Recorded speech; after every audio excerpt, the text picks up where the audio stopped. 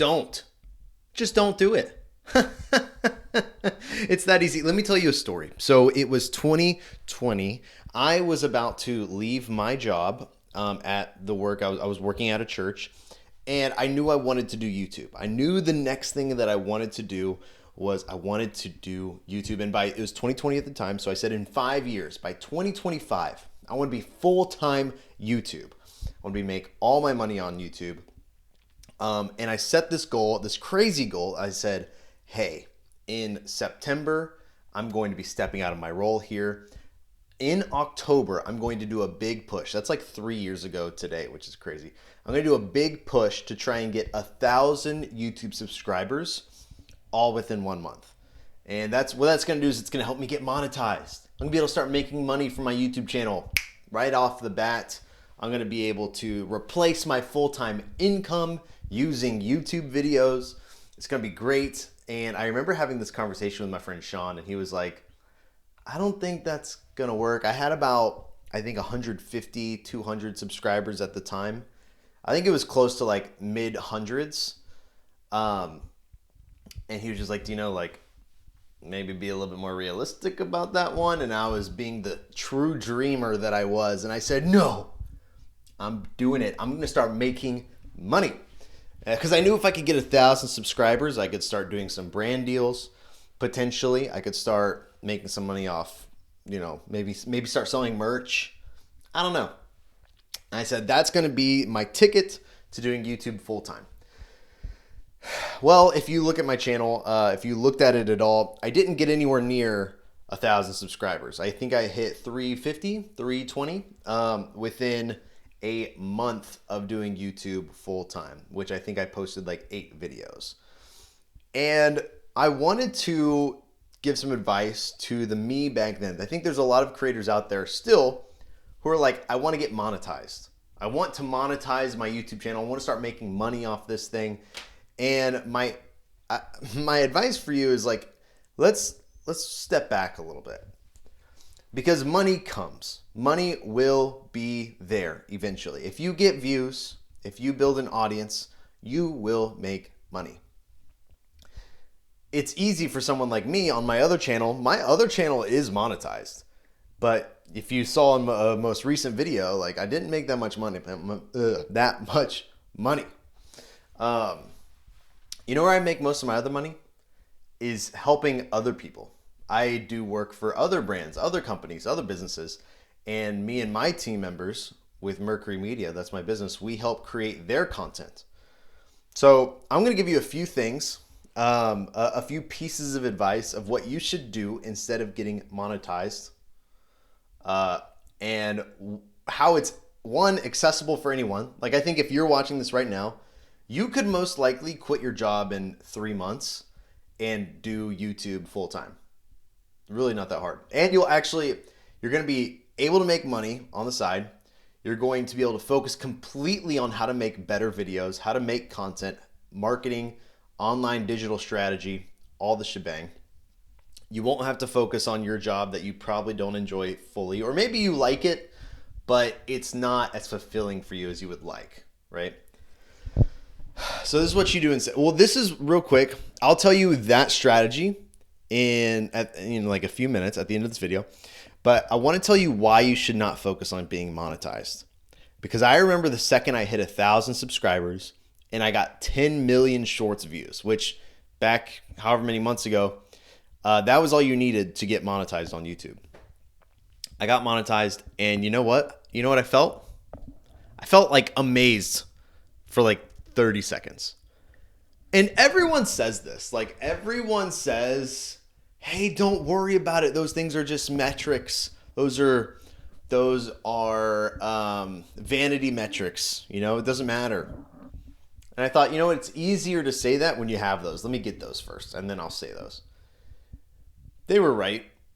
They were 100% right. Once you hit that number, I think I'm at 34,000 subscribers on my main channel, and it doesn't feel like that. I don't feel like I have 34,000 subscribers. I kind of just feel like, well, it's not really, I don't have an audience, I don't think. Not yet. I'm working on that. But it just doesn't feel any different than having 800 subscribers. And so I'm sure it's going to be the same exact way whenever I have 100,000 subscribers, 500,000 subscribers, a million subscribers. I'm sure I'm not going to feel any different.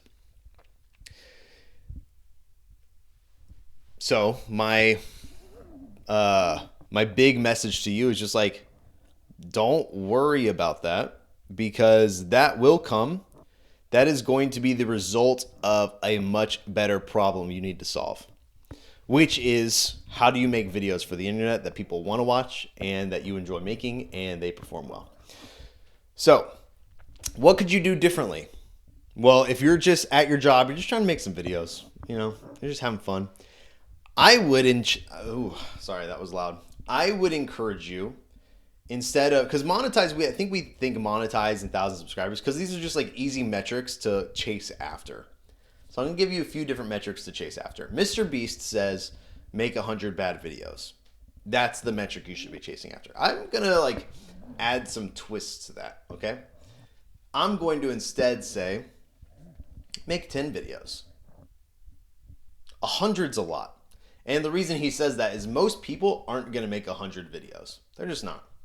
They're going to make 8 and then give up. That's a little bit of what I did, actually.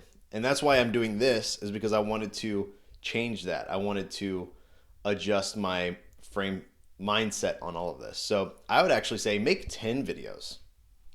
Whatever it is. Whether it's a one-take video like this, whether it's something you work really hard on, I don't know. Make 10. Let's make it a little bit easier, okay? Make 10 videos, and I would encourage you to do different things. Maybe it's a rant. Maybe it is a reaction video. Maybe it's a vlog. Maybe it's a challenge video. Maybe it's you interviewing people. It doesn't have to be long form videos too. It could be shorts. Just make 10. And then next make 15.